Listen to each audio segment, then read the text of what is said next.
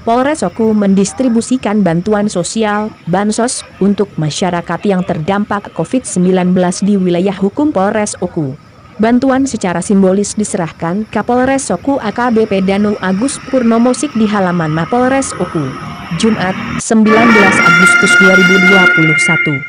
Bantuan berupa 10 ton beras dan 100 dus mie instan ini selanjutnya akan dibagikan melalui Polsek jajaran kepada penerima manfaat yakni masyarakat yang terkena dampak PPKM. Pemberlakukan pembatasan kegiatan masyarakat pada masa pandemi COVID-19. Menurut Kapolres Oku, ini merupakan bantuan dari Polda Sumsel yang didistribusikan kepada masyarakat yang terdampak COVID-19. Dari Polda Sumsel itu ada 10 ton beras dengan 100 dus mie instan. Jadi kita pada hari Senin kemarin kita sudah ada upacara pelepasan dari Polda, kemudian hari ini alhamdulillah kita berkesempatan untuk melepas kembali ke polsek supaya mereka bisa menyentuh ke kecamatan maupun ke desa-desa maupun dusun-dusun yang ada di wilayah Oku ini. Ya, polsek menerima berapa, Pak?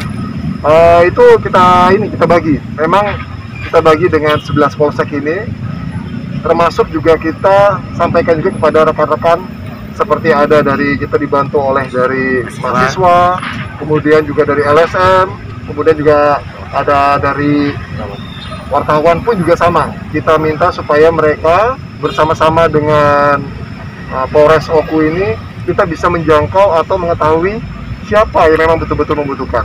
Memang yang jelas terdampak dari COVID-19 ini kita fokuskan kepada kawasan slum area. Seperti itu. Diketahui kemarin 2.000 masyarakat yang terdampak ya. Betul. Jadi memang dari 100 ton itu kita buat jadi berapa 5 kilo per bantu. Walaupun mungkin belum bisa mencapai seluruh.